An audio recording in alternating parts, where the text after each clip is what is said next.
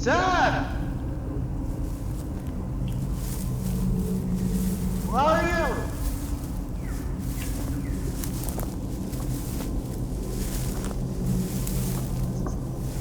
you? Sam! Sam!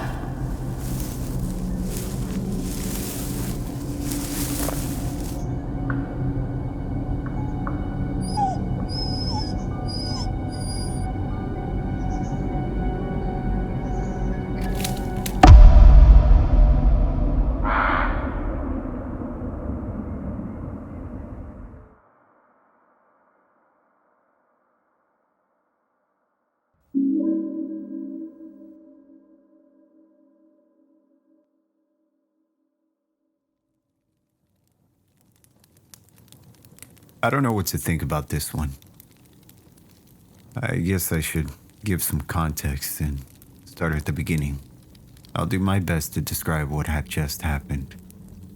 Recently, my brother Zach has really gotten into nature photography. And last weekend, we decided to go camping so he could take some pictures. We live on the far east coast, so finding places far from cities is actually pretty difficult. Luckily, Zach found what seemed like the perfect place on Google Maps. The maps showed a wide open clearing right next to a road. It looked like a few hours worth of drive, but we decided to give it a shot. I packed up my gear and we brought our dog Major.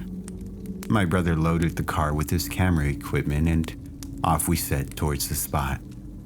As we got close, I saw that the paved roads ended, and an old no trespassing sign was hanging on a rusted gate. I could see a long dirt road curve right out into the woods behind it. We didn't want to trespass, but we'd driven so far. I asked my brother Zach what he thought, and he figured that the road and the land was probably just the property of some lumber company. It sounded about right to me. We noticed that the gate blocking the road wasn't even locked, and that pretty much sealed the deal. Something brought us here. Zach jumped out and opened the car door to unload the things. After that, we found the spot without too much trouble. It was pretty much perfect, at first, to say the least. We unloaded our firewood and pretty soon had a good blaze going in the middle of the clearing. Major was running around sniffing everything, looking like he was having the time of his life.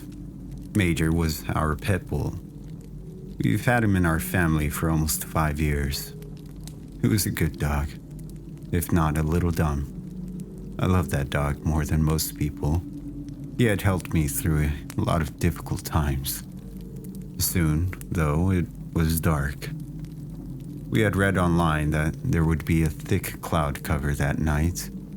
And of course, the prediction was pretty spot on. It seemed like the clouds were thick logs just brushing over the tops of the trees. The only light for miles came from our little fire. So I started making dinner wrapped in tinfoil. My brother Zach was holding his camera, taking some pictures of an owl that was sitting in a tree in the distance. Shortly after, he dropped his camera, letting it hang from his neck strap. He looked at me and complained about feeling a bit uneasy. I figured he was just being anxious and didn't put much thought into it while I put together the food. Suddenly, though, silence rang out through the trees. I realized that might not make much sense, but let me explain. If any of you have ever gone camping in the forest, you know there's almost constant sound of crickets, frogs, and the occasional owl, if not just wildlife. It all stopped in a split second. I stood up from my chair and looked into the woods. A distinct clicking sound came echoing into the clearing. Put your thumbnail behind your front tooth and pull it until it makes a hard clack. That was the sound that came in bursts. 3 clicks and then silence. 5 clicks, silence.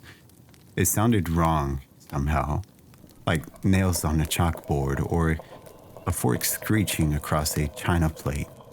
I can't explain it, but The click mixed with the silence made the hairs on my neck stand out. Major, our dog, jumped up and stared towards the sound. I could see how tense he was. He began barking like crazy. Major has always been an increasingly easygoing dog. Seeing him freak out like this was something I've never seen before. Before we could do anything, he bolted towards the sound.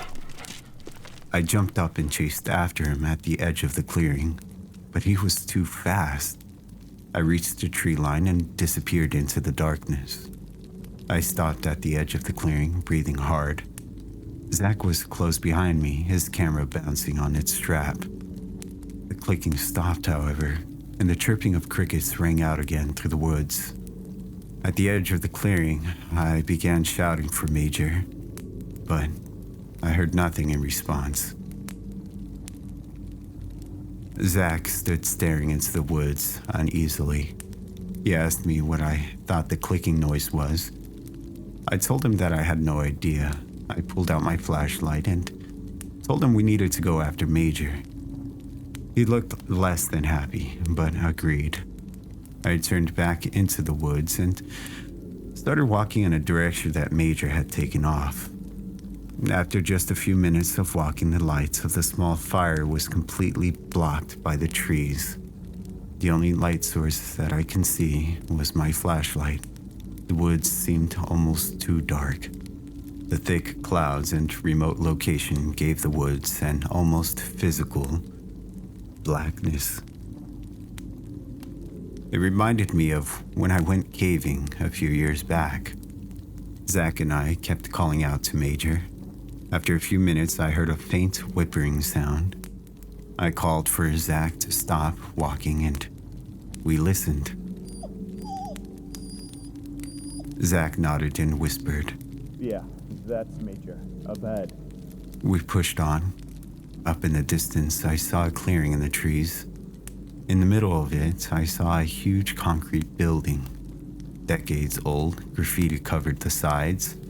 It looked completely out of place in the middle of the woods. I pointed my flashlight at the ground around us. Neither me nor my brother could see any roads that led up to the building. My brother Zach lifted his camera and took a picture. The flash lit up the clearing like a strike of lightning. While we stood there, I thought I heard the sounds of Major whimpering again. They sounded like they were coming from inside the building, so we started walking towards the building. Zach called out. "Hang on, man. Let's think about this for a second." I got pretty mad. I wanted to get my dog, who was scared and alone in this creepy building. I told Zach he was being ridiculous, especially if he was scared of some clicking noise. He whispered back to me, "All I'm saying is let's just be careful, all right? No sense in running and cutting a leg open on a rusty piece of metal." Looking back now, I wish I had the sense to listen to him.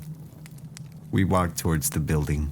A heavy metal door hung from its hinges in the front of the building. I heard my brother Zach step through the door behind me as I was making my way deeper into the structure. The floor and the walls of the hallway were all made of rough concrete. I saw graffiti that must have been decades old covering the walls. The end of the hallway turned to the right. As I made the turn, I saw a pool of something discolored on the ground. The heavy stench of decay hit me like a wave. My flashlight flickered and then it went out. I stood in the darkness, clicking the button, but nothing happened. I figured the batteries had to have run out. I unscrewed the battery cap, switched the position of the batteries, and the flashlight flickered on, but the light was very faint. It spilled over what was clearly a several-day-old deer carcass lying on the ground. Its head was nowhere to be seen, though. Zach started retching and coughing into his sleeve. "Do you think a bear lives here or something?"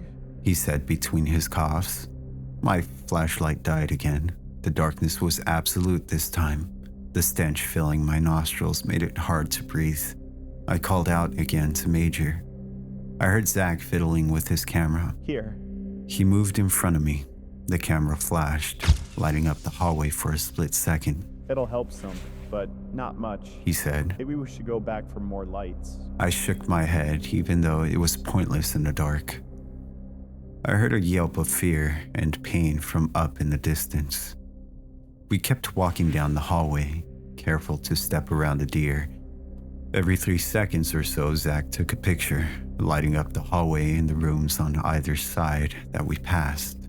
Some rooms had pools of fluid spilling into the hallways.